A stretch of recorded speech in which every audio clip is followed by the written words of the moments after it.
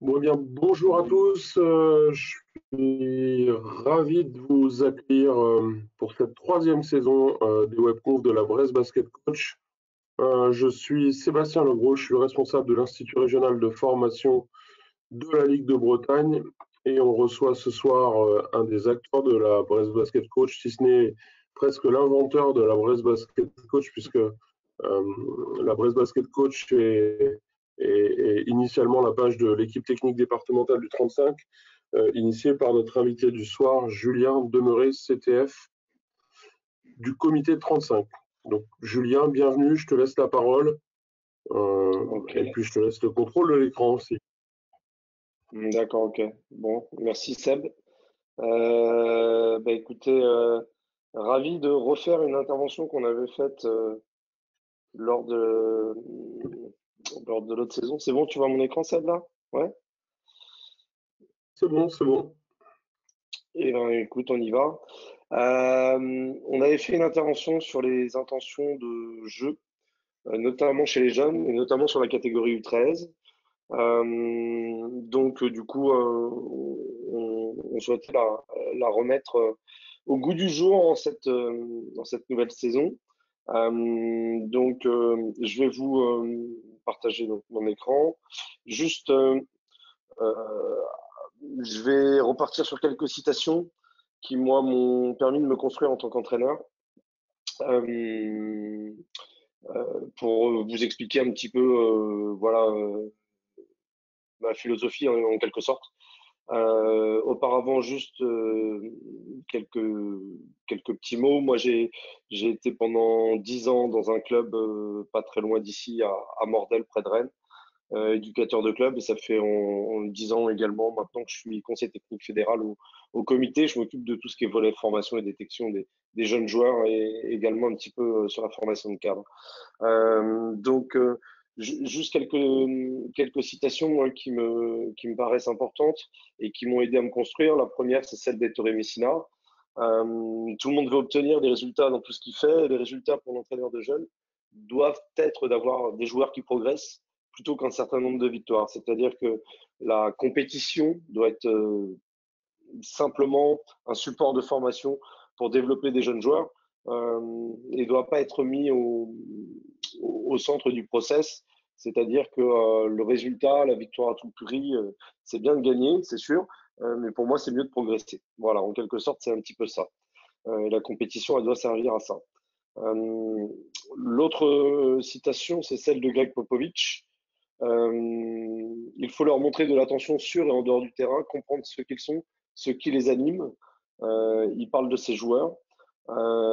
C'est-à-dire que on fait souvent des raccourcis à l'instant T, mais il faut comprendre l'environnement du joueur, euh, savoir d'où il vient, euh, voilà, son monde scolaire, enfin plein de choses, son environnement familial, c'est extrêmement important parce qu'on travaille avec même si c'est avec des jeunes, avec des humains avant tout, et c'est extrêmement important d'essayer de chercher à comprendre qui ils sont.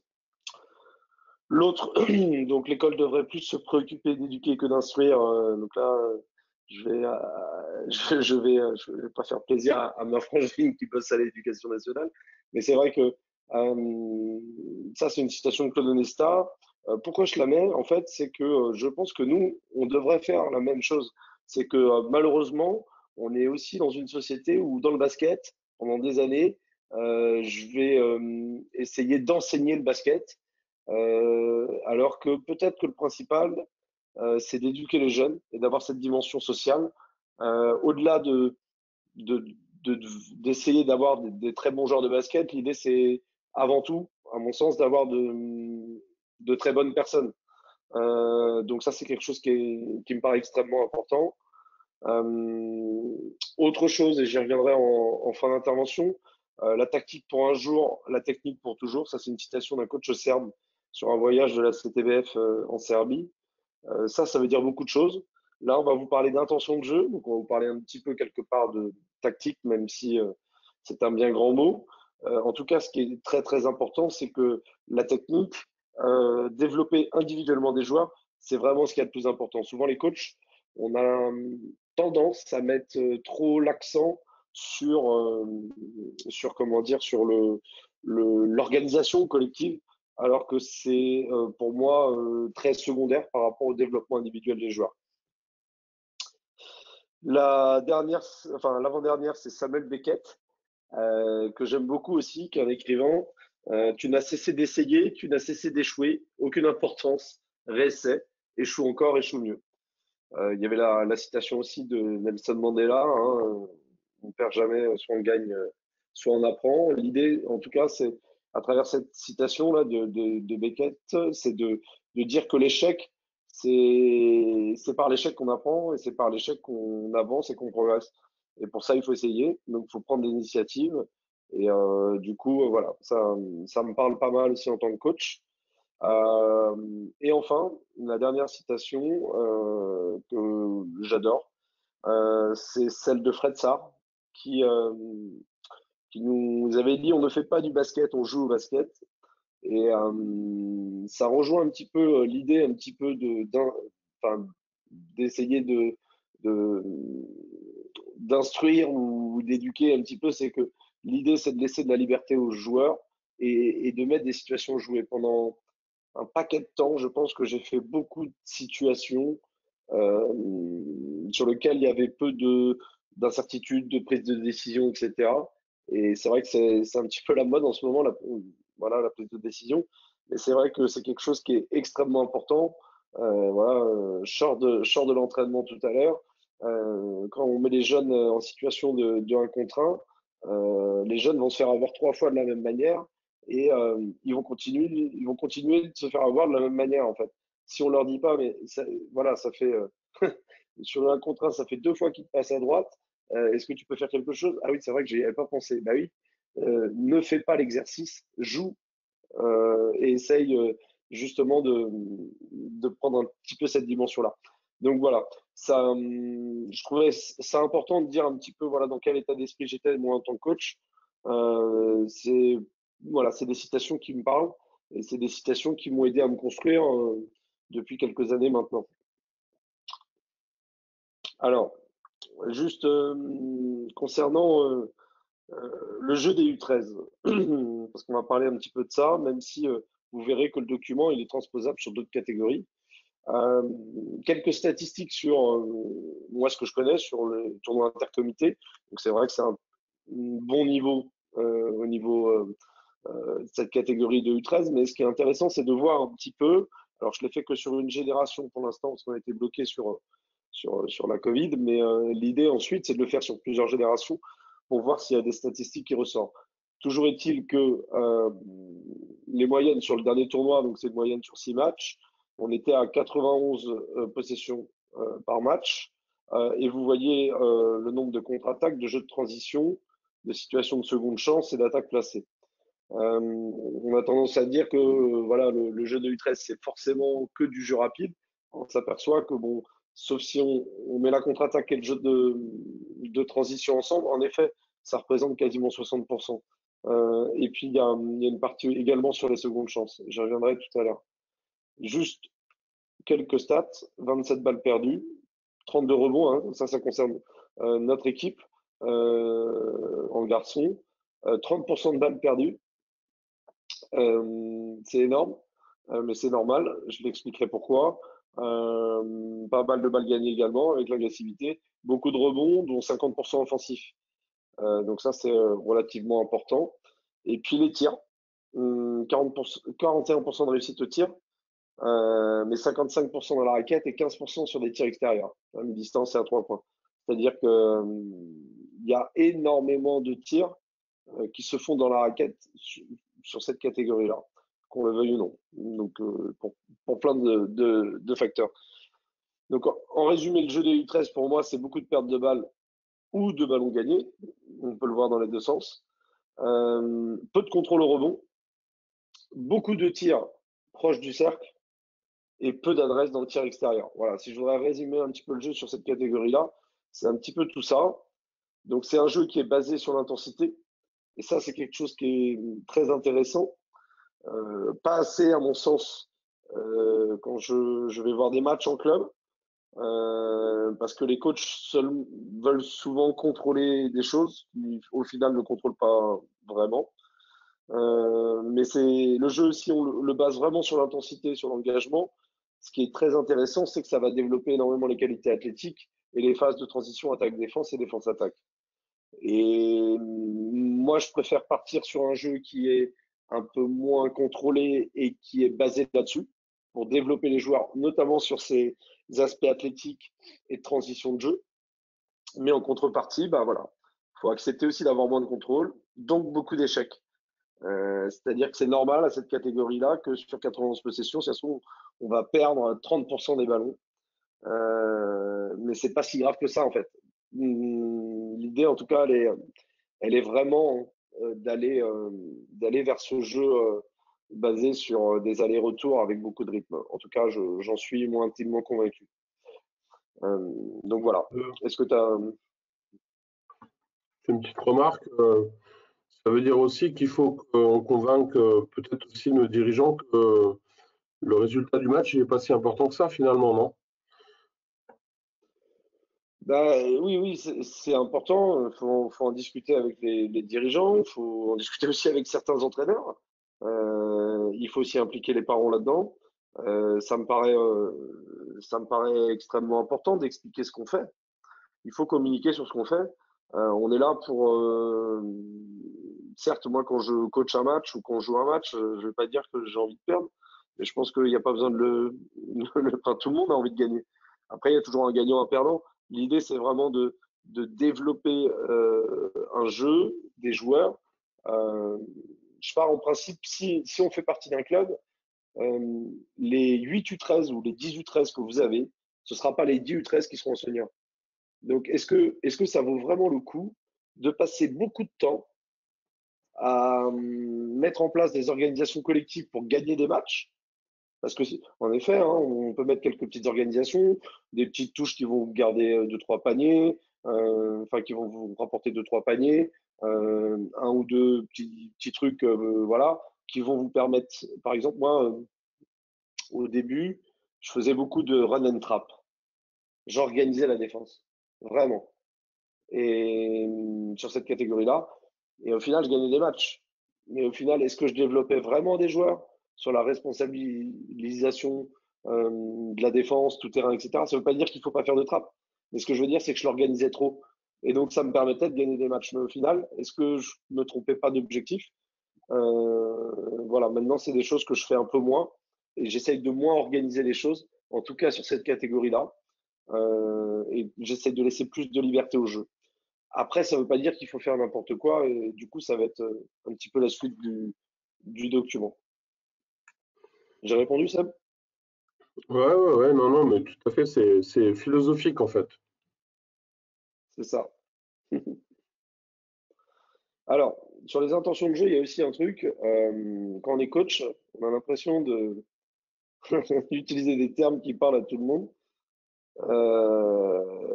En fait, des fois, on dit des choses et moi, je me suis aperçu que les gens en face ne comprennent pas ce qu'on dit parce qu'on n'est pas assez précis et parce que on parle des fois un langage basket de coach, mais en fait, les joueurs ils comprennent pas et les parents ils comprennent pas. Et pour moi, l'objectif, il est d'être compris par les jeunes joueurs, mais d'être compris aussi par les jeunes coachs qui vont être sur cette catégorie-là, mais également par les parents. C'est important que tout le monde soit impliqué dans ce qu'on fait. L'idée quand on est coach, c'est pas chasse gardée. L'idée, c'est de partager avec ses joueurs, de partager avec les parents, de partager avec les jeunes coachs, quand on est éducateur, etc. Et je pense qu'il y a des termes, alors j'en ai mis quelques-uns, mais prendre son joueur, par exemple, en défense, ça veut, pour moi, ça veut rien dire du tout. Et c'est quoi? Je l'attrape, je me place où, je fais quoi? Je suis à 1 mètre, je suis à 2 mètres, etc. Il faut être précis. Euh, ressort la balle, ça veut dire quoi?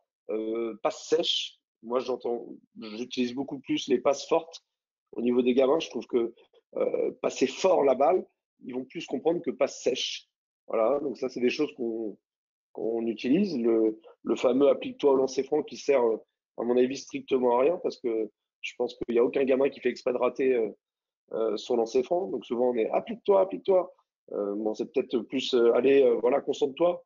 fassent les appuis si on veut leur donner quelques trucs, mais je suis pas toujours, enfin, je pense pas qu'il faille toujours être derrière eux non plus. Donc voilà. Démarque-toi, ça veut rien dire pour un gamin de 12 ans, 13 ans. Pour nous les adultes, c'est simple, mais démarque-toi. Je fais quoi? Je me place où, etc. Bon. Et puis après, j'en ai mis un qui voilà, défend sans les bras avec tes jambes. A priori, on n'attrape pas le ballon avec ses pieds, on attrape le ballon avec ses mains. Donc il faut surtout utiliser ses mains en défense. Et puis on en reviendra tout à l'heure parce que ça, c'est un peu mon cheval de bataille en ce moment. C'est les aspects défensifs.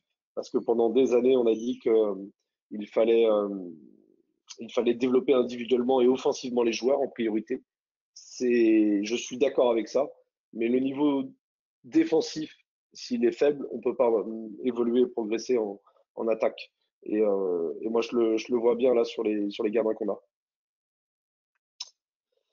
Voilà. L'idée après, c'est que j'essaie de modéliser le truc vite fait. J'ai simplifié le document, 5 grandes thématiques et en 17 intentions de jeu. C'est ce qu'on va voir ce soir. Donc il y a des choses qui sont sur l'aspect défensif. Voilà, j'ai mis une thématique défense sur porteur de balle. Voilà, je défends sur le porteur. Quelles sont les intentions que je dois avoir? Quand je défends sur un non porteur de balle, quelqu'un qui n'a pas le ballon, quelles sont les intentions que je dois avoir? Le rebond, qui est une phase de transition importante, soit offensif ou défensif. Quelles sont les intentions que je dois avoir? Et le jeu de relance et le jeu de continuité. Voilà en gros sur quoi je me suis arrêté sur cette catégorie-là. Je pense que le document que je vais vous présenter, ça peut être quelque chose qui peut être transposable sur beaucoup de catégories. On peut commencer par, sur les 17 intentions, à mettre 2, 3, 4, 5 intentions peut-être sur les U11. On peut essayer d'augmenter sur les U13, on peut aller sur les U15 et sur les U17 après.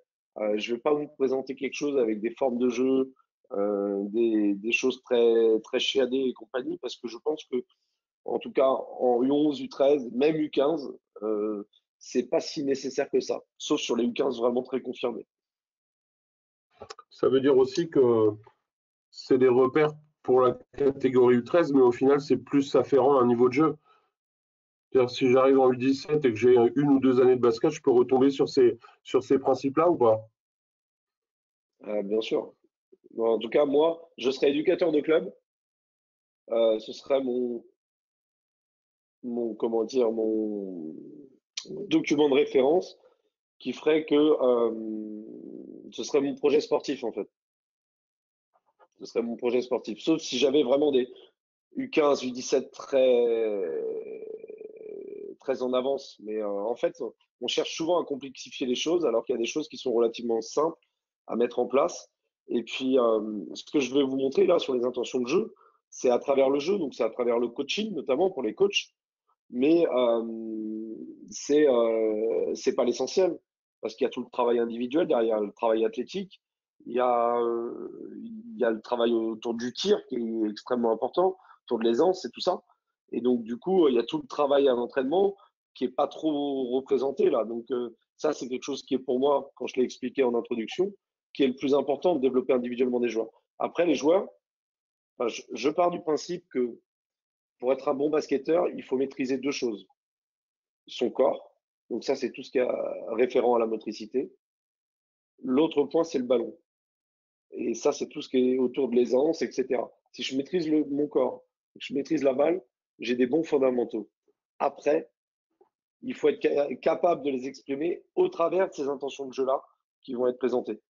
Mais parce que ça suffit pas de maîtriser ça à 1 contre 0 ou en 1 contre 1, etc. Il faut savoir le maîtriser au travers le jeu. Et donc c'est vraiment cette partie-là que je vais présenter, mais il y a toute l'autre partie qui est extrêmement importante qu'on va pas trop évoquer, sauf s'il y a des questions ce soir. On y va? En parlant des questions, d'ailleurs, on l'avait pas précisé.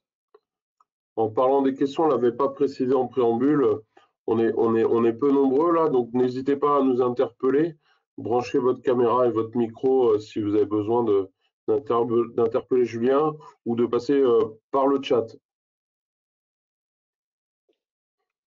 On y va. Sur la défense porteur de balle, voilà un petit peu quelques intentions. qui, moi, me paraissent importantes. Défendre le panier, c'est la première intention. C'est-à-dire, euh, pour moi, il n'y a pas d'orientation. Il faut l'orientation, elle peut se mettre en place un petit peu plus tard. Je pense d'abord faire face, être entre le porteur de balle et le panier qu'on défend. Pour moi, c'est la base. C'est la base, mais même ça, sur des U13 confirmés, des fois c'est compliqué. C'est pas si simple que ça en fait. Mais il faut leur donner ce premier repère qu'il faut être entre son joueur et le panier. Ça, premier point. Le deuxième point, c'est la position. On parle de cadrer. Cadrer, il faut expliquer ce que c'est. C'est être fléchi en position défensive avec les épaules redressées vers le haut pour réagir vite, être sur l'avant des pieds. Après, il y a plein de petites choses, etc. Mais l'idée, c'est de faire face, c'est de cadrer. Et ensuite, c'est difficile pour nous d'être toujours entre le joueur et le panier. Quand on va se faire déborder par l'attaquant porteur de balle, il va falloir sprinter avec ses bras pour se replacer et se repositionner. Ça, pour moi, c'est le placement. C'est déjà essayer de travailler tout ce qui appelle à la motricité, en fait. Des petits pas en course arrière, des petits pas défensifs, sprint, se replacer, etc. En fait, pour moi, c'est des sprints et des déplacements qui soient latérales, horizontales. Mais en tout cas, l'idée, c'est d'être toujours entre son joueur et le panier. Alors, la difficulté, c'est quand vous avez des joueurs très rapides et des joueurs qui sont moins rapides. Moi, sur cette catégorie-là, j'ai envie de dire, tant pis. On y va tous. Et on va aller sur cette deuxième intention qui est d'être en capacité de toucher le ballon. Toucher le ballon, pour moi, c'est ce qu'on appelle la pression. Quand on me dit, ouais, mettez de la pression, mettez de la pression. Ouais, mais ça veut dire quoi la pression? Moi, ce que j'explique aux jeunes, c'est que la pression, c'est être en capacité de toucher la balle. Donc, ça va être distance d'un bras, mais voilà, c'est vraiment être en capacité de toucher le ballon, la pression. C'est quelque chose qui est extrêmement important. Donc, hormis de se dire, je défends mon panier, il faut que je sois en capacité de toucher le ballon. L'autre point, c'est d'essayer de faire changer de direction plusieurs fois le porteur de balle pour voler les ballons sur les changements de main lors du dribble, ralentir le ballon. J'ai envie de dire que l'orientation, elle se fait là. C'est-à-dire que quand on oriente un joueur, ça veut dire que de temps en temps, il faut aller voler le ballon d'un côté et pas de l'autre. Mais ça vient dans un second temps. L'orientation, pour moi, elle se fait avec les bras. Quand on fait des orientations, des grosses orientations d'appui, on se fait trouver. Ça n'existe pas dans le basket moderne. Les gens sont plutôt à plat quand même, sauf quand il y a des collaborations sur les pick and roll où là, bien sûr, les attitudes changent un petit peu. Mais quand on est sur des situations de 1 contre 1, on voit jamais quelqu'un ouvrir. Donc on est toujours à plat. Par contre, on voit des gens chasser des ballons, peut-être côté main forte, et inversement, laisser plutôt le dribble côté faible pour être plutôt dans une situation de contrôle. Donc, voilà. L'idée, en tout cas, à cet âge-là, pour moi, c'est de faire changer de direction plusieurs fois le porteur hein, pour essayer de ralentir le ballon. Aussi, autre chose, c'est de leur apprendre aux gamins quand est-ce qu'on utilise les bras et quand est-ce qu'on les utilise pas. À mon avis, il ne faut pas tenter d'interception à pleine vitesse lors des replacements. Donc là, il faut contrôler ses attitudes de bras. C'est-à-dire que quand mon attaquant est à côté, je suis à côté en train de me replacer. Si je vais chercher le ballon, je risque d'être sifflé. Et pour moi, c'est pas forcément quelque chose de très opportun. Il faut être placé, il faut faire ralentir la balle et essayer de voler le ballon sur les rebonds au niveau du dribble. En tout cas, sur le dribble. Sur les passes, c'est autre chose. Voilà en Et, gros un petit peu les. Vas-y. et, et comment tu emmènes ça pédagogiquement? Tu les laisses déjà se tromper, expérimenter, puis après tu régules ou est-ce que tu apportes déjà directement ce précepte-là qu'il faut contrôler ses attitudes de bras lorsqu'on est à pleine vitesse sur les replacements? Déjà, l'idée, c'est de leur dire d'être plutôt à distance d'un bras, parce qu'ils sont déjà habitués à être trop dans le contrôle. En tout cas, à mon avis.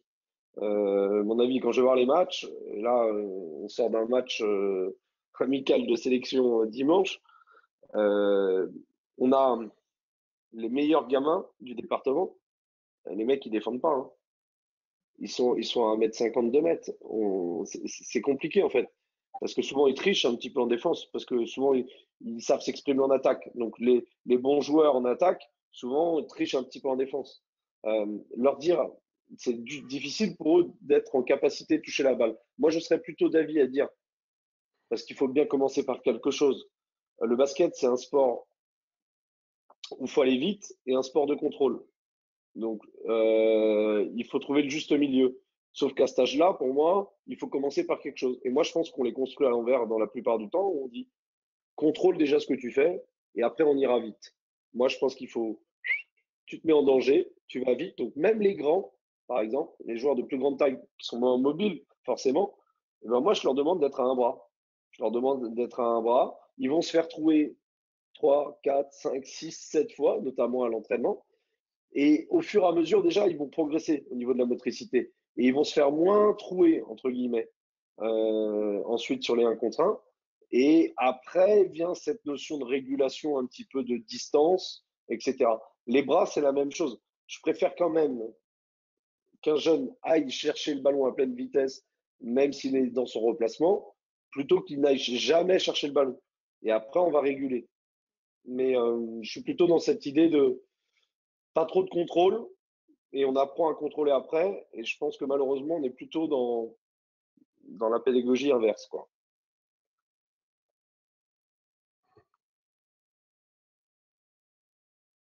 La dernière chose sur la défense sur porteur de balle, et après on verra s'il y a des questions, c'est contrôler la zone à 2 points. C'est leur dire qu'il y a des endroits sur le terrain où on peut être un petit peu plus agressif. On doit être plutôt agressif. Et par contre, il y a des zones aussi où il faut plutôt être propre.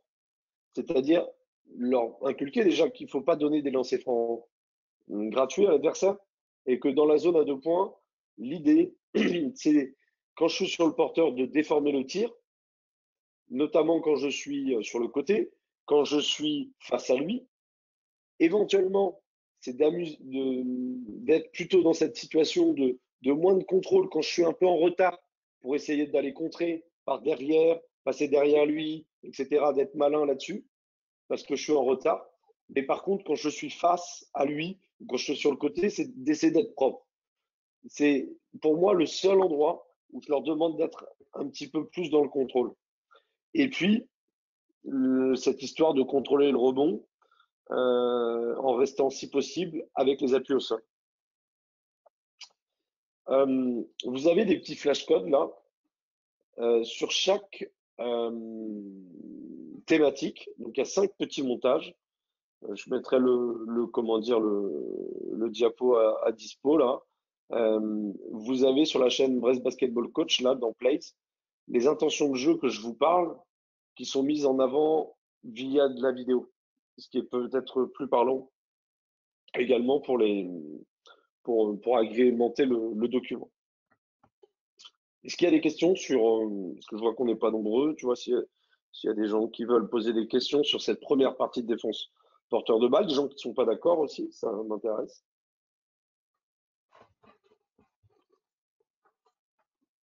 Non, n'hésitez pas à brancher votre micro, votre caméra si vous voulez intervenir.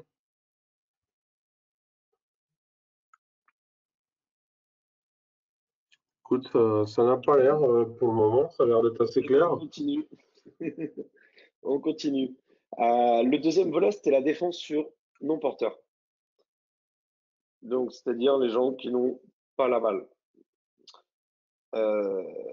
Ça, c'est mon cheval de bataille le plus cher. Je pense que on les enferme avec cette idée de numéro de joueur. Et c'est une catastrophe dans les phases de transition. Alors, je suis bien conscient que en U11, en U9, on va leur donner un numéro, mais on voit des situations ubuesques où le joueur est à l'opposé du terrain et je vais courir sur mon joueur et je ne me préoccupe pas du ballon.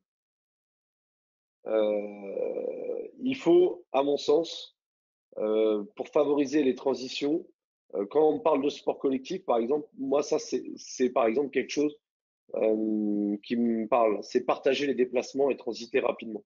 C'est-à-dire que je ne vais pas prendre tel numéro, je vais prendre le joueur le plus près.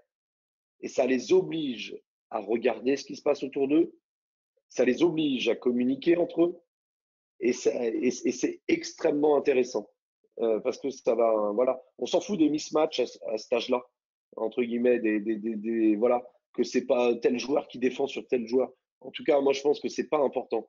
Par contre, ce qui est important, c'est d'aller vite sur un joueur, éventuellement de couper des passes, etc. On verra ça tout à l'heure. Mais c'est vraiment d'essayer de partager les déplacements. C'est-à-dire que dans les situations de transition attaque-défense, il faudrait partager ça. Éventuellement, leur apprendre en 15, en 17, que quand il y a une remise en jeu parce que l'arbitre a sifflé une faute ou un marché, etc., que là, apprendre à reprendre leur joueur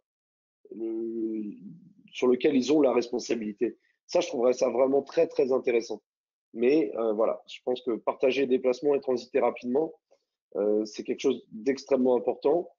Et ils sont enfermés dans. De toute façon, vous posez la question d'entraînement. Il est à qui celui-là? C'est nous les coachs. Hein. C'est à cause de nous. Hein. Il est à qui le 4? Donc on les enferme là-dedans, en fait. Donc il y en a qui va lever la main. Je dis, ben non, il est pas. Il est à tout le monde. Il est à tout le monde. C'est ça qu'il faut qu'ils comprennent. C'est déjà d'apprendre à défendre ensemble. Et donc, ce que je disais, changer de joueur lors des ballons d'or. Le deuxième point, et ça, c'est pour moi la base du basket en défense et en attaque, c'est que pour jouer au basket, il faut un ballon et qu'il faut regarder la balle, simplement. Et il faut donner priorité à ça. C'est extrêmement compliqué quand on défend sur un non-porteur, on dit il faut que tu aies un œil sur le joueur, un œil sur le ballon. C'est bien sûr que l'idéal, c'est ça. Mais c'est quand même hyper complexe d'avoir toujours les deux, sachant que le ballon il bouge et que le joueur dont j'ai la responsabilité il bouge aussi. Et qu'en fonction de l'endroit du terrain, je vais devoir réajuster mon placement. Donc c'est très complexe pour un jeune de gérer ça.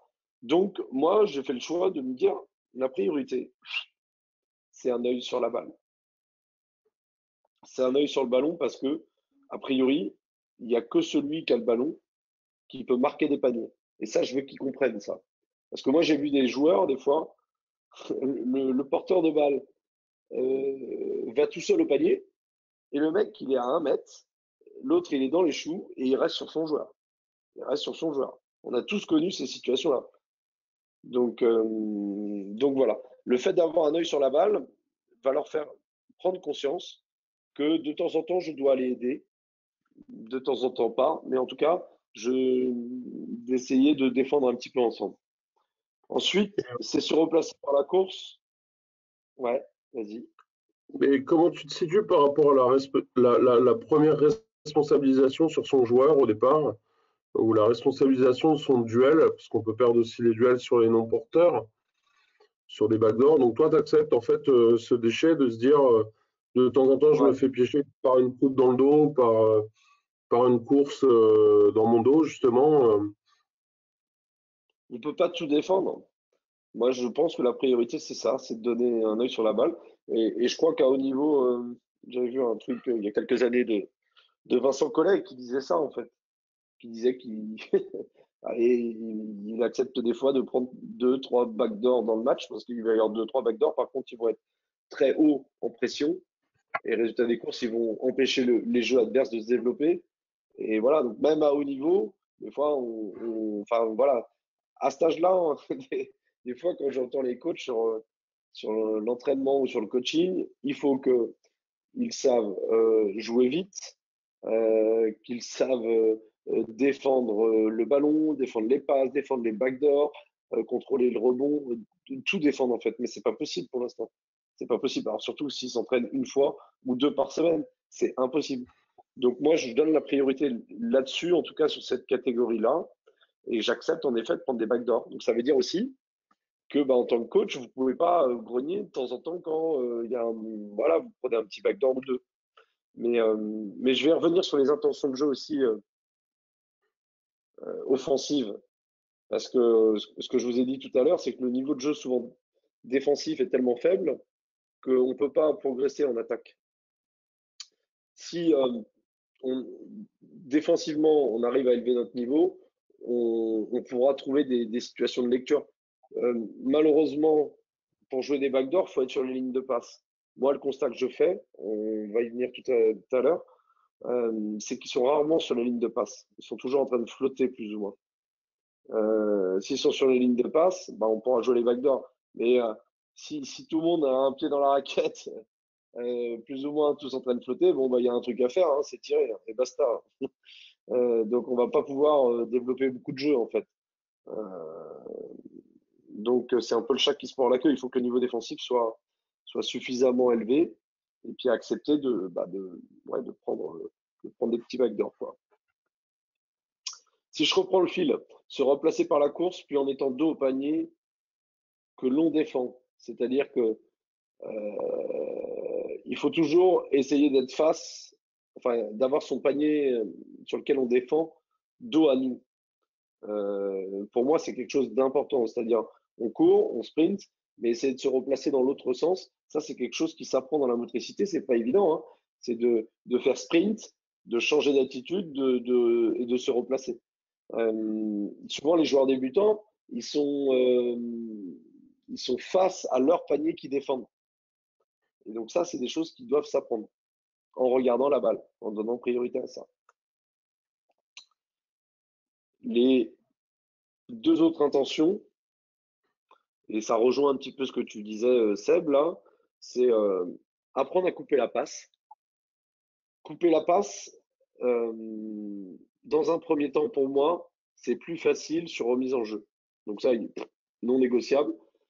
Vous défendez la passe. Donc défendre la passe, ça veut dire se situer entre le ballon et le joueur dont on a la responsabilité. Il faut être sur cette ligne-là. Parce que dans le jeu, il faut les inciter à aller vers ça. Mais c'est plus compliqué. Par contre, pourquoi c'est plus facile sur remise en jeu? Bah, c'est simple. C'est que le ballon, il bouge pas. Donc, du coup, j'ai que mon joueur et la passe est coupée. Dans le jeu, le ballon bouge plus mon joueur. Donc là, c'est déjà un peu plus complexe pour eux. Donc voilà. Et puis, il y a aussi cette notion de donner du mou.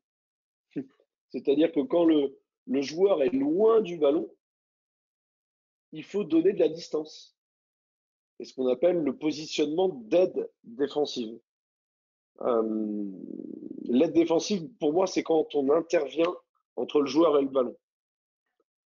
Être positionné en aide, c'est dissuader un petit peu la pénétration.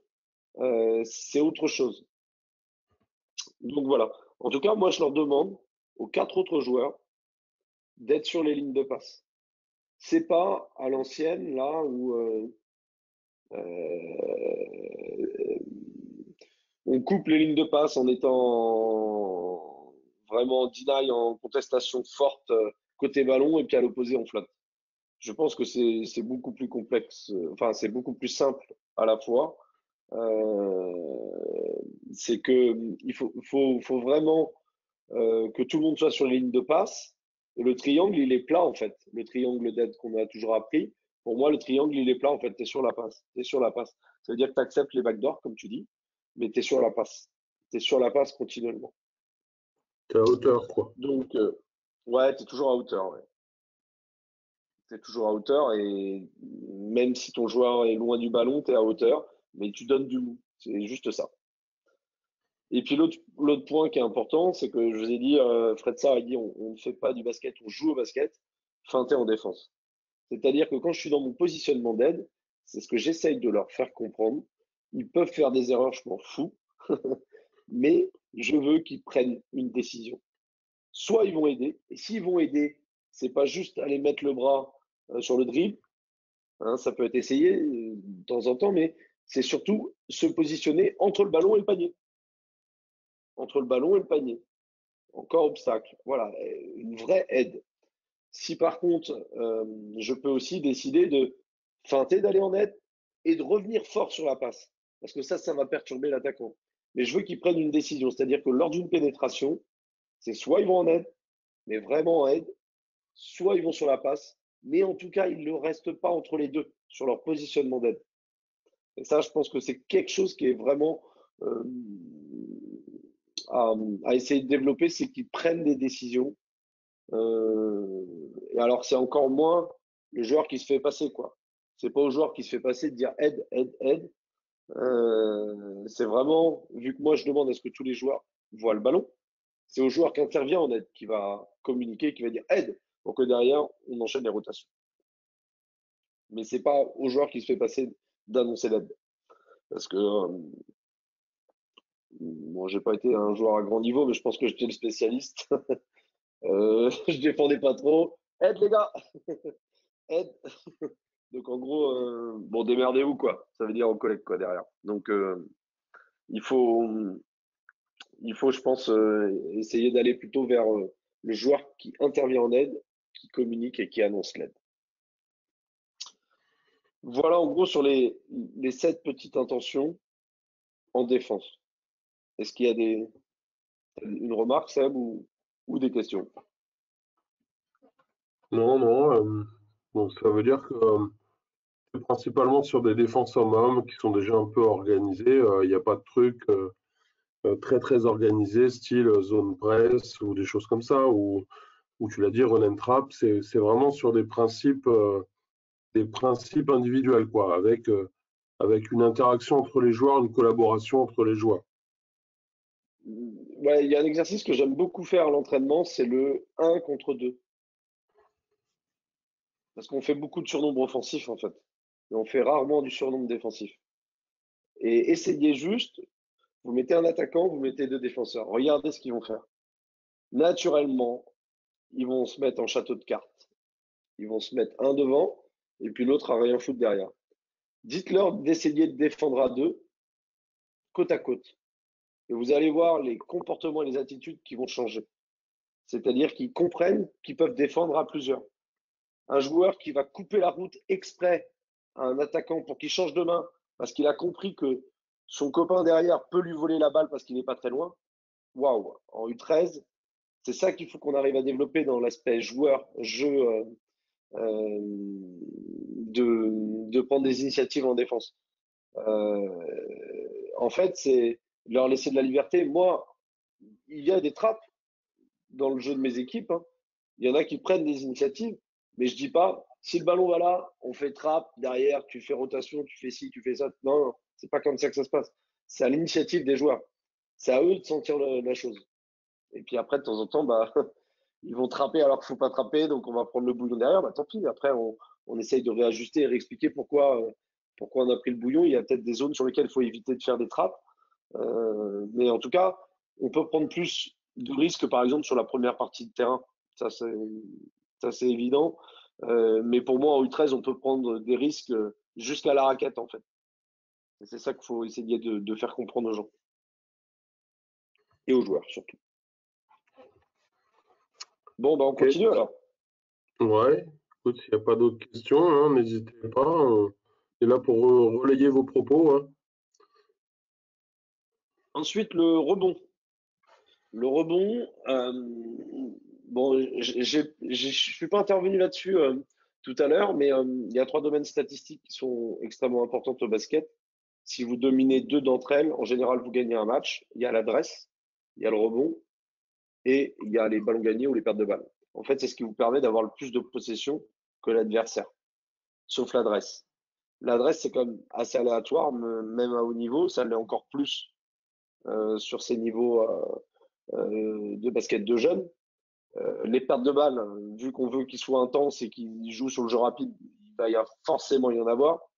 Il y a un secteur pour moi sur lequel il devrait y avoir moins d'incertitude, c'est le rebond. Et c'est, je pense, la chose qui est la moins travaillée, que ce soit à l'entraînement et idem en match. La première chose pour moi, c'est d'aller au rebond offensif. Il faut pas être dans le contrôle. 2 joueurs au rebond, 3 joueurs au rebond, 2 au repli défensif, etc. Moi, ce que je veux, c'est que quand il y a tir, on aille au rebond. On aille au rebond. Ça veut dire qu'on, de temps en temps, on va prendre du jeu rapide hein, si on ne récupère pas la balle. Tant pis. Mais on aille au rebond et un minimum de 3 joueurs. Ça ne me dérange pas même sur certaines situations qu'il y en ait 4 ou 5.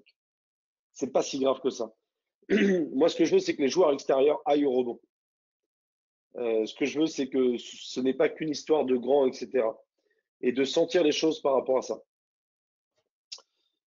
Anticiper le placement à l'opposé avec une prise de contact pour les tirs extérieurs. Ça, c'est leur apprendre aussi que quand il y a un tir d'un côté, il y a 75% de chances que le ballon aille de l'autre côté. Ça, ils doivent le comprendre. Ils doivent voilà, essayer de se dire, ah oui, le tir est là, donc là, j'ai peut-être de la chance si je vais un petit peu au contact, je me crée l'espace de rebond, hop, et je vais pouvoir sauter. Se dire aussi que créer un espace de rebond, on a le droit de pousser au basket, mais pas avec ses bras. On peut pousser avec ses fesses. Et ça, leur faire comprendre ça, c'est pas si évident que ça, en fait. Parce que vu qu'on joue rarement les actions de rebond, moi, je connais peu de U13 qui font des écrans retard et qui se créent des espaces de rebond. Hein. Donc, c'est essayer de les inciter à faire ça. Et quand on vient de loin, par exemple, quand il y a une pénétration, souvent à cet âge-là, ils regardent. Moi, je pense qu'il faut un joueur qui suit derrière pour les rebonds offensifs et surprendre par le mouvement. C'est-à-dire que les petits, il faut leur apprendre à dire, bah, toi, si de toute façon, tu es à la lutte, bah, ça va pas être si simple que ça si tu es un joueur de plus grande taille. Par contre, tu peux choper quelques rebonds si tu vas en mouvement et si tu es malin. Et ça, il faut essayer, notamment sur les tirs lointains, essayer de leur inculquer ça. Mais souvent, on est plutôt dans un truc en disant, attention, 2 joueurs pour préparer le repli défensif. Moi, je suis pas du tout dans cette dynamique-là, au contraire. Juste une Ensuite, petite remarque vas-y. sur le rebond. Arnaud Dupillotte, là, qui est entraîneur national au Centre fédéral, là, qui est venu intervenir dans mon ancien département en expliquant que à l'INSEP, il travaillait toutes les situations de tir, quelles qu'elles soient, du début à la fin de l'entraînement. Ça se terminait par un panier marqué pour développer ce réflexe d'aller au rebond, en fait. Et ça, je pense qu'au-delà de toutes ces intentions, c'est créer des habitudes, en fait, de je tire et je convoite le rebond. Moi, sur les situations de tir, pour aller dans ton sens, sur les situations de tir qu'on fait à l'entraînement, là, quand il y a tir, il y a un rebondeur. Si le gamin arrive à récupérer la balle avant que le ballon tombe au sol, il a le droit de retirer avec un appui. Et on fait des séries de 8, 10, 12 tirs. Et il faut qu'il joue toutes les situations de rebond. Et jouer cette situation de rebond, c'est aussi voir l'arc-en-ciel. C'est ce que je mets là, c'est regarder le ballon de A à Z pour anticiper où le ballon va tomber sur l'arceau et pouvoir essayer de lire un petit peu et d'apprendre à lire les trajectoires. Ne pas être dos ou face à la balle. Vous savez, le joueur qui est au rebond, au début, il est comme ça et puis il tourne la tête. L'idée, pour moi, c'est vraiment d'être de profil. Les contacts et les écrans retard, ils sont souvent de profil au basket. Hein. C'est le bouquin là où on met le contact, on fait le tour, on met les bras et après on va au rebond. Il n'y a pas le temps. C'est déjà tu prends un contact et t'es de profil pour attraper le ballon de profil. On gagne du temps. Donc c'est leur apprendre ça. Et moi, toutes les situations de tir, je travaille le rebond. Je travaille le rebond et des fois je laisse même le tireur un peu tranquille en fait. Mais le rebond, j'y apporte vraiment une certaine importance. Après, tu peux aller plus loin, c'est-à-dire il y a tir, il faut que tu attrapes le ballon au-dessus de la tête avec un saut. Après, tu peux y aller sur des petites claquettes, des jeux autour du rebond. Mais en tout cas, toutes les situations de tir, moi, enfin voilà, j'essaye en tout cas de mettre ça en place. Ne pas être dos ou face à la balle, être de profil, donc ça je l'ai dit. Contact avant-bras, je l'ai dit aussi. Et puis,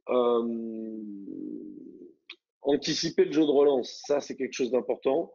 C'est-à-dire que leur faire comprendre aussi que ça sert à rien de toucher le joueur si le mec il va pas au rebond. C'est-à-dire que si le mec il prend un tir à 3 points et qu'il va pas au rebond, et ben déjà tu cours devant, t'anticipes. C'est-à-dire que la situation de rebond, des fois, c'est de pas aller au rebond. Si le joueur il va pas, ça sert à rien. Donc dans ces cas-là, c'est d'anticiper et de courir. Et ça, c'est leur apprendre ça aussi. Donc voilà, moi sur le rebond, il y a juste ces deux intentions-là, hein, qui est d'essayer de contrôler un peu le rebond défensif, sauf s'ils y vont pas d'anticiper, être de profil, contact avant-bras, et regarder toujours le ballon. Et sur le rebond offensif, si je reprends ce qu'on a mis, c'est aller au rebond offensif, parce que pour travailler le rebond défensif, il faut que les joueurs aillent au rebond offensif. C'est créer un espace de rebond et sauter, donc aller au contact, et d'être malin, de surprendre par le mouvement sur les tirs lointains notamment, ou les tirs de pénétration, aller derrière lui, etc. Est-ce qu'il y a des questions sur le rebond?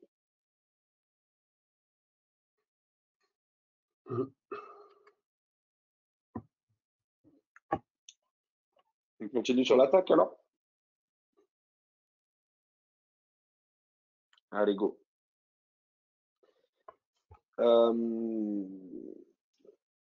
L'intention 10, donc là, voilà, on arrive aux 7 dernières intentions, où là, il y a 4 intentions en attaque sur le jeu de relance et 4 intentions également sur le jeu de continuité. Ce que j'appelle le jeu de relance, c'est vraiment la contre-attaque. Et là, il y a des choses qui sont relativement simples, qui est de sortir vite le ballon. Ça, pour moi, c'est quelque chose d'important. Regardez, s'orienter pour relancer. Que vous preniez un panier, que vous êtes sur un rebond, la première chose, c'est la prise d'information. C'est de tourner la tête pour regarder ce qui se passe. Donc ça, c'est la première chose, c'est d'orienter sa tête pour prendre les informations et déjà se préparer à relancer rapidement. Ensuite, c'est vite au panier, d'accord? Donc ça peut être dans le jeu direct en passe ou en dribble. Mais la première intention, c'est vite au panier. C'est-à-dire que la meilleure chose à faire, qu'on le veuille ou non, parce qu'on a toujours appris que c'était différent, c'est sortie de balle dans l'axe. Sortie de balle dans l'axe. En passe ou en dribble. Parce que c'est l'endroit le plus court pour aller au panier. Donc on va aller plus vite. Sauf que souvent, il y a du monde et que la réponse, elle est de sortir la balle sur le côté. Mais des fois, je vois des choses ubuesques en disant sortie de balle sur le côté, alors qu'il y a un joueur dans l'axe et en une passe, on a éliminé 4 joueurs. Et que derrière, il peut y avoir un 1 contre 0 ou un 1 contre 1. La priorité, elle est de sortir la balle plutôt dans l'axe ballon-panier. Si c'est pas possible, bien sûr que on va sortir la balle soit en passe, soit en dribble dans le jeu direct. En tout cas, moi, je suis assez friand de sortie de balle en dribble. Lors du match dimanche dernier, on a perdu un nombre incalculable de ballons là-dessus. Parce que bon, les gars, ils regardent pas assez, etc. Et j'entendais les parents, et non, pas en dribble, pas en dribble, pas en dribble. Ben, si, si. De temps en temps, il faut sortir la balle en dribble parce que c'est ce qui va vous permettre d'éliminer un joueur, deux joueurs. De temps en temps, il faut sortir la balle en passe parce que c'est ce qui va vous permettre. Mais il ne faut pas enfermer les gens en disant la sortie de balle, c'est à 45 degrés, extérieur 3 points et en passe. Parce qu'on a toujours. Enfin, moi j'ai été éduqué, entraîné comme ça en tout cas. Mais Magic Johnson, quand il prenait le ballon sur un rebond, il faisait départ croisé course. Et je peux te dire que derrière, il y avait du jeu rapide. Hein. Donc, c'était pas forcément uniquement en passe qu'on va sortir vite les ballons. Est-ce que ce qui n'est pas central là-dedans, c'est la prise d'info au final? Ah bah si, c'est la liberté que tu laisses aux joueurs de prendre des décisions. C'est sûr que si tu as deux joueurs sur le paletot, sortir de la balle en dribble, ça va être un peu compliqué. Mais si tu n'as personne devant, il faut que tu sortes la balle en dribble, c'est ce qui est le plus rapide, parce que tu vas pas stopper la balle. L'idée, c'est de pas stopper le ballon, et y compris sur le jeu rapide, c'est de prendre des décisions rapides. Donc bien sûr qu'il va y avoir des échecs, mais en tout cas, c'est la prise d'info. De toute façon, moi j'ai pour l'habitude de dire, pour jouer au basket, il faut feinter. Et feinter, c'est quoi? C'est regarder et se situer sur le terrain. Nous, on veut pas des joueurs PlayStation où tu fais rond, carré, R1, L1, etc. C'est pas à nous les coachs d'organiser. Enfin, on peut guider, mais en tout cas, c'est quand même aux joueurs de jouer. Donc, donc voilà. Donc l'idée, en tout cas pour moi, c'est de ne pas stopper le ballon et utiliser la passe ou le dribble. Donc ça peut être dans le jeu indirect, si le jeu direct est bouché. C'est-à-dire si la ligne ballon panier elle est bouchée, bah là, il faut utiliser les côtés, quoi. Il faut utiliser la largeur pour peut-être retrouver ensuite la profondeur à un autre moment. Mais en tout cas, l'idée, la première intention, c'est la profondeur. C'est pas la largeur. C'est ça que je veux dire dans la sortie de balle. Et pas enfermer que passe ou que dribble. Les deux. Ensuite, l'autre intention, elle est de sprinter et d'anticiper. Donc, quand tu parles de prise d'info, ça, c'est de la prise d'info sans ballon, souvent. C'est d'essayer de courir vite vers l'avant en regardant la balle pour les joueurs non porteurs. Toujours un œil sur la balle, on l'a dit en défense, mais en attaque, sur les courses, l'idée, c'est de regarder le ballon. C'est extrêmement important. C'est extrêmement important, et même à haut niveau. Même à haut niveau, c'est ça. C'est le sprint et regarder la balle. Pourquoi? Parce que si vous regardez la balle, les comportements défensifs changent et ça ouvre des espaces. Si vous regardez pas la balle, la défense a tendance à tricher un petit peu et défendre plus le ballon. Donc il faut vraiment qu'il y ait ça. Et puis anticiper le 1 contre 0. Euh, C'est-à-dire que des fois, avant de recevoir la balle, je peux gagner mon 1 contre 1. Et ça, les gamins, ils ont du mal des fois à comprendre ça. C'est-à-dire qu'ils veulent tous le ballon, sauf que enfin, si tu te déplaces peut-être latéralement et que tu es au même niveau, bah après, tu as juste à dribbler et aller au panier tout seul, plutôt que de venir chercher le ballon ici et que derrière, ton défenseur se place entre toi et le panier. Donc, c'est d'essayer d'anticiper le 1 contre 0 pour battre son adversaire. Et ça, moi, je dis pas courez, courez, courez, je dis sprinter. C'est comme passe forte. Sprinter, ils comprennent plus que ce que ça veut dire que courir. Hein, parce que courir, ça peut dire footing dimanche matin. Hein. Là, c'est sprint. On y va, on met de l'intensité, quoi. Ensuite, il y a l'idée de passer. Parce que la passe peut avancer plus vite que le dribble. Ça ne veut pas dire qu'il faut faire des passes à tout va. Mais en général, il faut essayer de passer avant la médiane. Parce que c'est ce qui va vous permettre d'éliminer plus de joueurs. En tout cas, moi, c'est le repère que je donne, c'est d'essayer de passer, de faire une passe avant la médiane. Parce qu'en fait, les situations de jeu rapide, si on les regarde bien, elles n'excèdent pas plus de 2 passes. Elles n'excèdent pas plus de 2 passes. C'est une combinaison de dribble et de passes, mais souvent, une passe, 2 passes, maxi. Alors, des fois, quand on fait des trucs à l'entraînement et criss-cross, les trucs qui servent à rien, là, à 15 millions de passes, je me demande à quoi ça sert. Parce que le jeu, c'est dribbler, passer, ou recevoir, enchaîner une passe, mais c'est une combinaison de tout ça. Donc, on peut pas enfermer les gens, à leur dire, voilà, il me faut 3 passes, ou on limite le nombre de dribbles, etc. C'est vraiment essayer de leur dire que la passe peut être un moyen d'éliminer plusieurs joueurs d'un coup. Parce que le dribble, en général, c'est plus délicat, quoi. On élimine plutôt son joueur dans le 1 contre 1. L'autre point Et, aussi, vas-y, Julien, est-ce que le principe, c'est pas, ou la règle, c'est de passer le ballon au joueur qui est seul devant, non? c'est ça, c'est ça. Dans l'idée, elle est là. L'idée, elle est là. Elle est de passer le ballon à un joueur qui est devant. Alors après, vous avez la problématique de la maîtrise de balle. Parce que des fois, les gens, ils veulent qu'il passe le ballon, mais le gamin, s'il peut pas, s'il regarde il regarde son ballon, euh, c'est compliqué de pouvoir passer les ballons. Donc ça veut dire qu'il faut développer individuellement les joueurs, qui soient plus à l'aise avec le ballon. J'en reviens à mon introduction de départ. Mais c'est évident que s'il y a un joueur qui est tout seul devant, il faut lui passer la balle.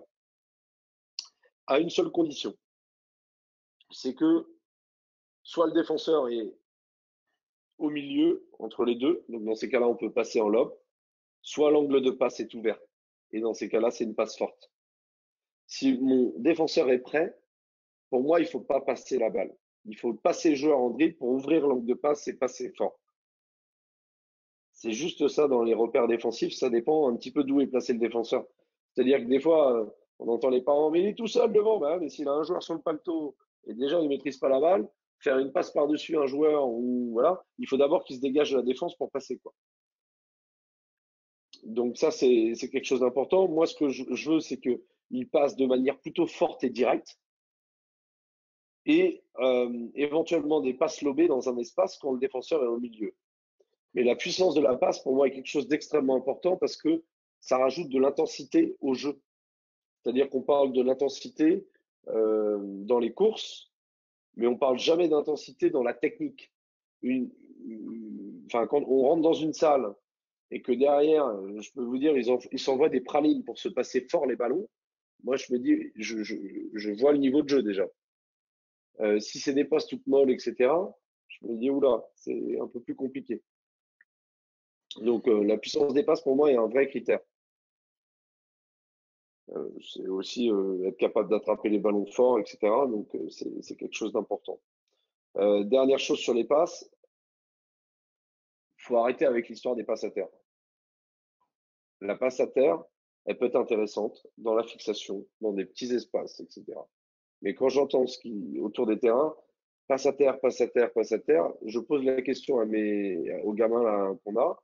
Ils me disent, bon alors, quelle passe il faut utiliser en priorité? La passe à terre. La passe à terre. Non, non. C'est pas la passe à terre la priorité, c'est la puissance et la passe forte. C'est celle-là la priorité. Ça ne veut pas dire qu'on n'utilise pas la passe à terre, ça ne veut pas dire qu'on n'utilise pas la passe en lob, mais la passe la plus intéressante, c'est celle qui va vite et fort. Donc c'est ça qu'il faut surtout dans l'intention, notamment sur le jeu de relance, quoi. Hop là, mince, j'étais trop vite. Excusez-moi. Utiliser la profondeur dans le jeu de relance, c'est exploiter le surnom et utiliser la passe de fixation à terre, dans le dos. Donc ça, c'est en fin de contre-attaque. Il faut utiliser la profondeur au maximum pour fixer la défense et utiliser la profondeur pour gagner son 1 contre 1, donc le tir sans opposition. Si les défenseurs ou le porteur de balle sont proches du cercle, il faut utiliser la profondeur en s'écartant et proposer un tir extérieur ouvert. C'est-à-dire que l'idée, c'est pas d'aller dans l'entonnoir. Si tout le monde est dans la défense, c'est vite de s'écarter pour proposer un tir extérieur ouvert. Une situation de jeu de relance avec un tir à 3 points en U13 ne me gêne pas. Au contraire. Hein. Mais l'idée, en tout cas, c'est d'abord d'essayer de fixer la défense et d'avoir un tir sans opposition. C'est la première des choses. Si on fait du jeu rapide, c'est pour avoir un tir sans opposition. Mais de temps en temps, bah, la défense est quand même repliée.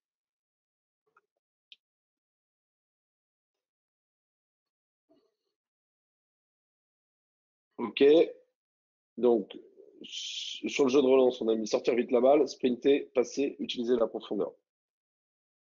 Quand on arrive en attaque, de temps en temps, la défense est repliée. Je l'ai montré dans les stats. Sur le jeu rapide, on est à 35%, je crois, un truc comme ça, sur la dernière génération. Ça ne veut pas dire que toutes les générations sont comme ça, etc.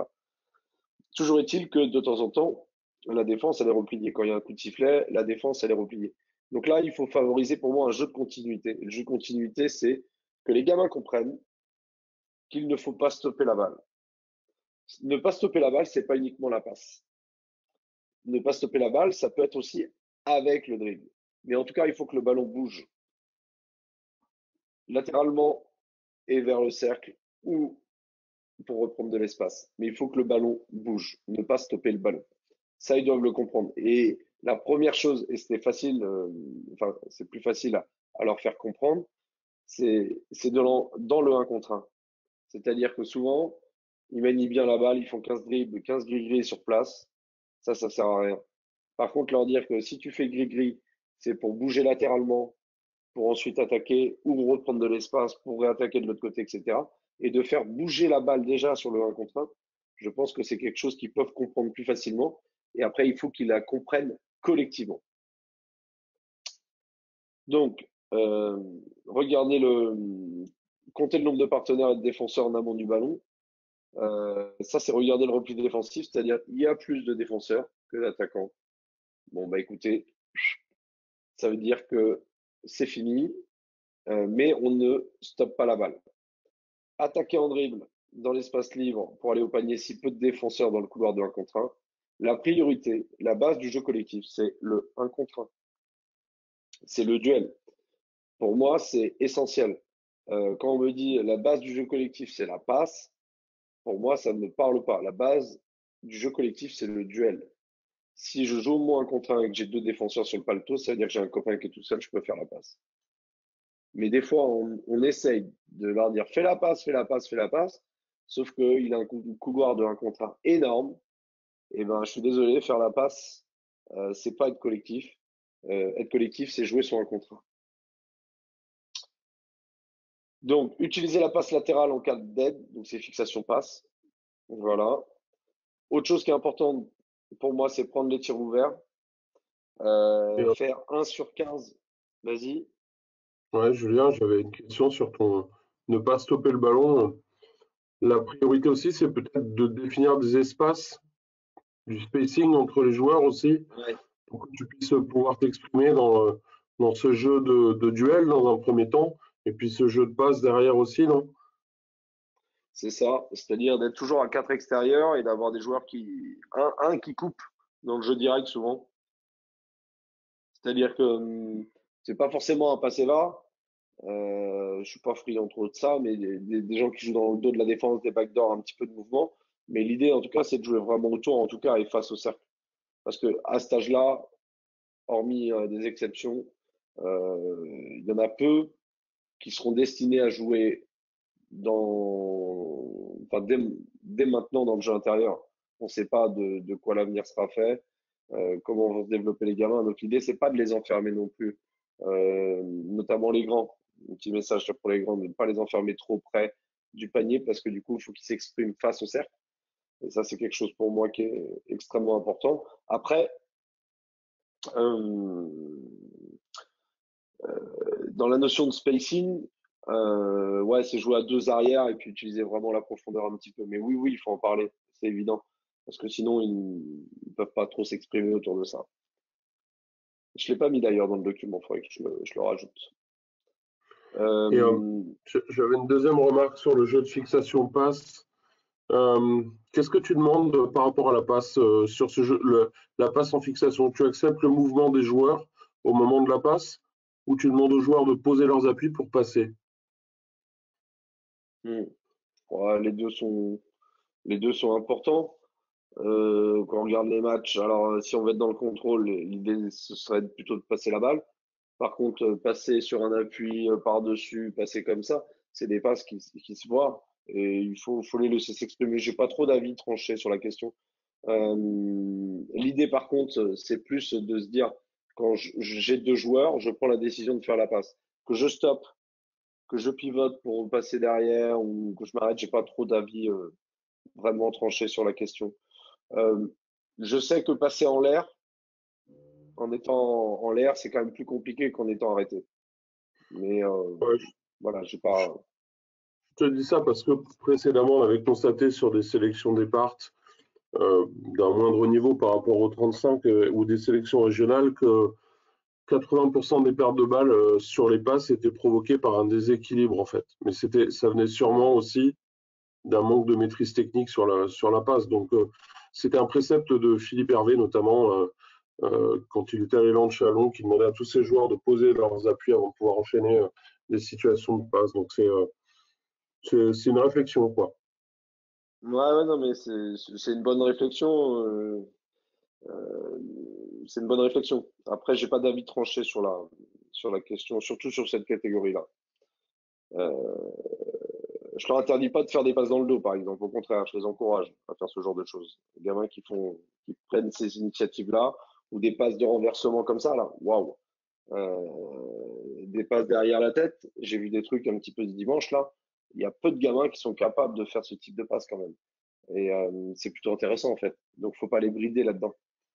Donc voilà, je laisse pas mal de liberté là-dessus. Je suis pas, voilà. Ensuite, prendre les tirs ouverts, je laisse moins de liberté là-dessus.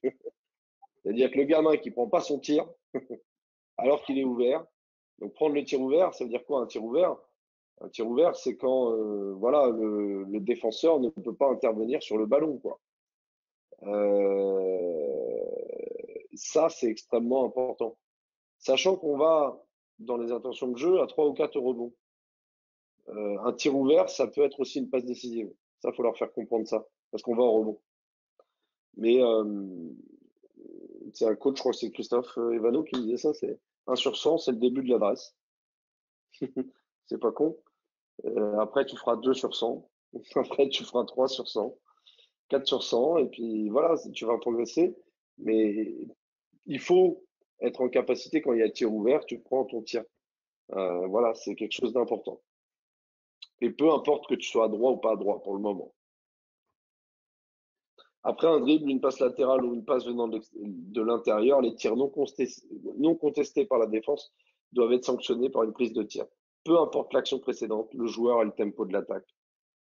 C'est-à-dire que le tempo de l'attaque, c'est sur un jeu senior un peu contrôlé en disant sur une seconde chance, etc. Voilà. S'il y a un rebond offensif, qu'on ressort le ballon, s'il y a tir ouvert, tu reprends. Tu reprends. Et même si c'est le joueur qui a raté. Pour moi, il n'y a pas de règle. Alors que sur un jeu un petit peu plus senior, etc., on va dire, on va refaire travailler la défense, etc. Là, à cet âge-là, pour moi, il n'y a pas. T'as tir ouvert, tu prends. Basta. Ça, ils comprennent bien en général. Utiliser la profondeur, ça c'est l'intention 16 dans le jeu de continuité. Pour ça, il faut que les gens. Donc, la profondeur, elle peut être par le dribble. Par le dribble. C'est-à-dire par la pénétration. Elle peut être aussi apprendre à se cacher et plonger dans le dos, jouer les backdoors. Ça, c'est le jeu du chat et de la souris. Notamment dans l'espace ligne de fond, un petit peu, d'utiliser un petit peu tout l'espace. Ça, ils ont du mal à gérer ça, mais se cacher un petit peu derrière son défenseur pour jouer dans le dos, ça, c'est quelque chose de très intelligent et que on essaye de développer. Et puis utiliser lors des dribbles de replacement, latéral ou de recul, des coupes au panier et le EVA, le fameux EVA, dans l'axe avec de la vitesse en passant prioritairement devant. C'est-à-dire que moi, je fais pas passe EVA. On joue un contre un. C'est défendu, soit je ressors extérieur, soit je ressors en dribble. Au moment où je ressors en dribble, par contre, là, il faut quelqu'un qui propose une solution dans la profondeur et sur la ligne ballon-panier dans le jeu direct. Ça, pour moi, c'est quelque chose d'important. Donc, c'est pas forcément le passeur qui va au panier. Ça peut être un autre joueur. Donc voilà, pour ça, il faut se regarder. Parce que des fois, il viendra d'un côté, des fois, il viendra de l'autre côté. Mais peu importe, et des fois, bah, il faut accepter qu'ils arrivent en même temps ensemble. Et la prochaine fois, ils se regarderont pour voir que c'est à l'autre d'enchaîner. C'est de laisser de la liberté un petit peu au jeu et aux joueurs. Mais en tout cas, la coupe est quelque chose d'extrêmement important quand même, par une fixation. Et si on peut utiliser le curl, c'est-à-dire passer devant, c'est quand même mieux pour recevoir le ballon de passer devant que de passer dans le dos et de passer derrière un défenseur. Mais après, ça dépend du positionnement du défenseur. Et enfin, après, point de fixation intérieur, ça, c'est être disponible pour le jeu extérieur pour ouvrir un angle de passe, puis tirer ou extra passe. Donc ça, commencer avec cette notion d'extra passe, ça c'est vraiment pour les U13 confirmés. C'est-à-dire que quand il y a une fixation intérieure, hop, soit je tire, soit je fais extra passe. Mais en aucun cas, je vais refixer à l'intérieur. C'est-à-dire que quand les gamins ils fixent à l'intérieur, ils ressortent le ballon. Des fois, il y en a qui repénètrent, ils vont dans les murs. Là. Il y a 4 défenseurs qui sont fixés à l'intérieur. S'il y a une belle fixation, il faut l'exploiter et il faut faire bouger latéralement la défense avant de repercuter ou de tirer. Et donc ça, c'est quelque chose qu'il faut leur faire comprendre. Et ça, c'est quand même extrêmement compliqué parce que même, des fois, j'ai envie de dire, des joueurs un peu plus âgés, U15, U18 confirmés, ont du mal à le comprendre. Donc voilà. Et là, c'était Claude Bergeau qui donnait le principe de fixation passe-passe. C'est fixer passe-passe avant de pouvoir réattaquer. Ou fixation passe-tir. exactement ça. Ouais. Donc ça, c'est une intention qui peut être forte et développée quand même, voilà, avec des U13 vraiment confirmés. Juste là-dessus, un petit remarque là, sur une situation de tir. L'autre jour, on a travaillé non pas le rebond, mais le démarquage. C'est-à-dire que le joueur tire au moment, enfin, il avait le rebond quand même, il jouait le rebond, forcément. Il remettait dedans. L'autre joueur marche. À partir du moment où il y a le panier et que l'autre joueur reprend le ballon, là, je lui demande d'être en mouvement. C'est juste apprendre à se démarquer quand il y a un rebond. Et ça, on le faisait à 2 contre 0, en fait. Pour l'instant, on le faisait sans défenseur. Mais sur les situations de tir à 2 contre 0, souvent ils bougent n'importe comment en fait. Mais apprendre à dire je tire, voilà, je marche, je me replace, hop, lui il joue son rebond, tac, tac, il a le ballon, hop, je me replace et je bouge en mouvement sur 3-4 mètres pour ensuite reprendre le tir. C'est juste leur donner